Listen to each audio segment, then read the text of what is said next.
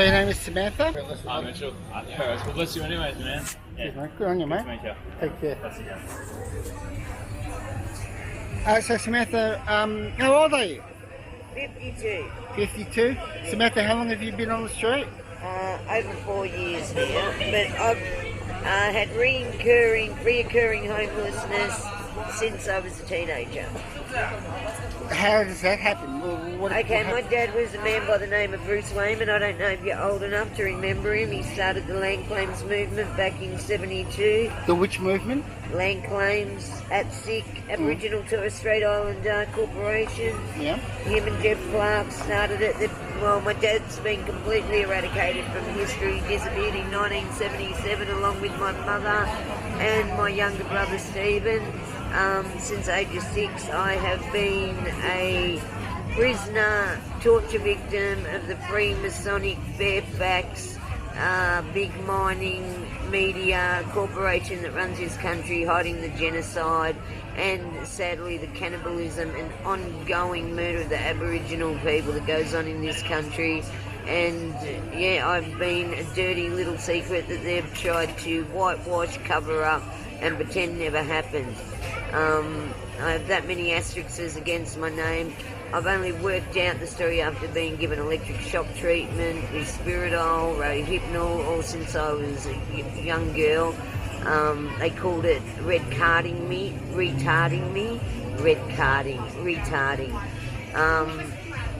To wipe all memories of my family and the torture that they've inflicted upon me.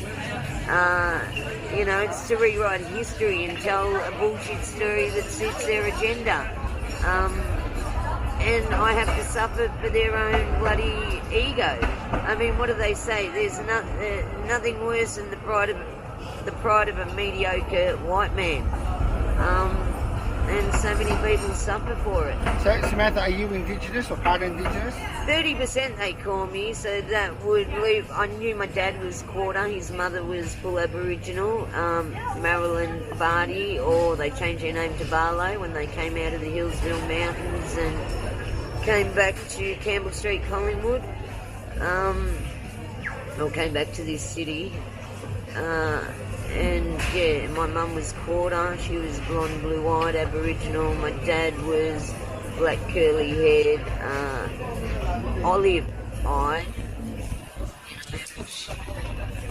It would have been beautiful, but that's what you get when you mix the Aboriginals with the Irish. The brown and the blue eyes seems to make green eyes. So you've lived with homelessness since you were 14, did you say? I lost my parents when I was 6 in 1977, and I've experienced ongoing homelessness from the age of 14 onwards. I slept in trains, and back then it was much easier to be homeless. You know, back in the 80s, early 80s, it was much easier, you know, things were open. Yeah, how so? You know, well, public transport. Yeah. Number one, once they docked a train at the end of the line, they didn't lock the doors. You could go and open the doors and go sleep on the train. I remember a group of us street kids used to sleep on the corner of Collins and Swanson Street up here. That building used to be empty except for an old jeweller that used to have an office in there. And a heap of us had camped in there, you know. It was much easier to be homeless back then. And what are the other differences between then and now? There was much more camaraderie. Look, there was always bad guys on the street. There's no ifs or buts about it. But there was a camaraderie that doesn't exist now. Like, okay, this girl, she's a lovely girl and she's homeless as well. But there's very few and far between that are actually on the street that are looking out for each other. And, you know, banding together. Half the time, your biggest enemies on the street are other people on the street, you know? Are you in Melbourne? Are you from Melbourne? Yeah, I'm from Melbourne, born in Warrnambool, raised in Greensboro. And you say you've been homeless without a break for the last 4 years, is that right? Homeless without a break for over 4 years. What kind of support do you have? I have a worker in launch housing who admits that he's not allowed to help me. He's not allowed to help me. What do you mean? The system You've got to remember, the government does not run this country. The Fairfaxes, the Murdochs, and all the usual Freemasonic offenders run this country. The government's never run this country. And if they want you in the gutter, that's exactly where you're going to be. How do people in the street tend to treat you? You had some people leave a bit of change while we've been speaking. Look, you get some wonderful people. There's still some people with hearts of gold, you know, even if people wanting to take me home with them and stuff like that every once in a while. But, you know, a lot of people just walk past. Yeah, there's a lot of cold-heartedness too, you know. Sometimes I think this controlled crying has bred a legion of psychopaths because it's the younger generation a lot of times that I find are the most cold-hearted. Does anyone ever openly... I do not hold out hope that the younger generation is going to save society, let's put it that way. I have shit all over the back of my jacket because I had some 20-somethings throw shit at me last night. What happened? They toshed. They cut her pockets open while she Yeah, they was asleep. cut my take her blanket money, and my they pockets piss on open her, while I'm asleep. piss on her while she just sleeps. Tell me about your painting. Oh, my paintings are... Well, if I don't do something, people will just walk past and ignore me. So when I first became homeless, I used to knit beanies, but I got really bad hands thanks to the Freemasonic agenda to keep me a cripple and always sick. But the knitting, my hands would jar up way too quickly. I thought nobody would like my art, but I started painting, and this is also a way to tell my story. Like, we had 80 big black cats in Australia. People pretend they didn't exist, you know. The so-called government said that they got loose from the circus in the 70s. Then as time went by, they said American sailors brought them over and they let them loose. But they were native.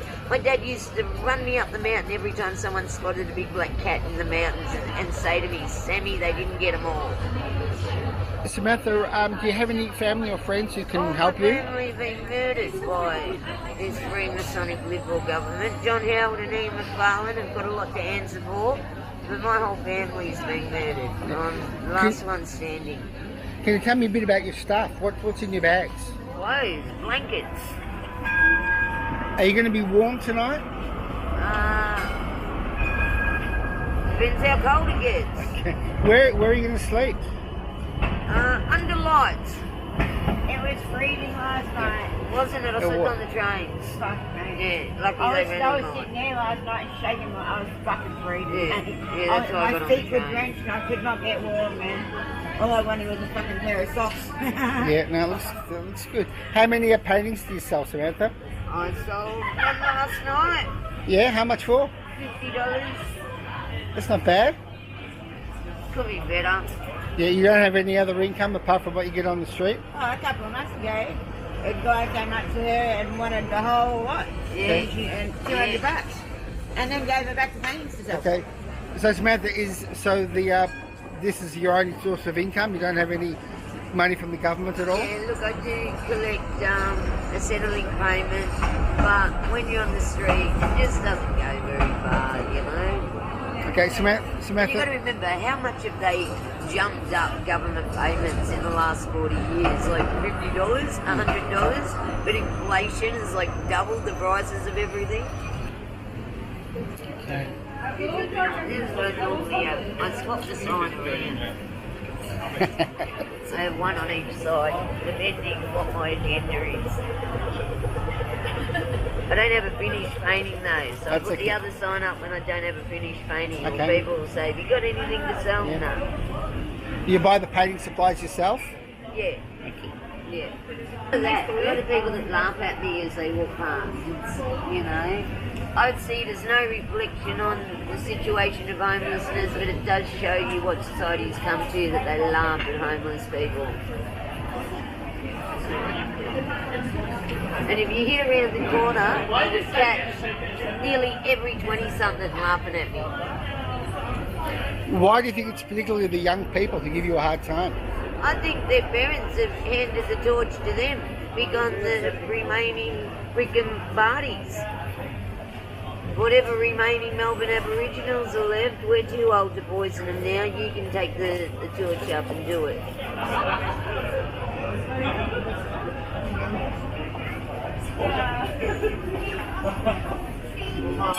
With leading the way.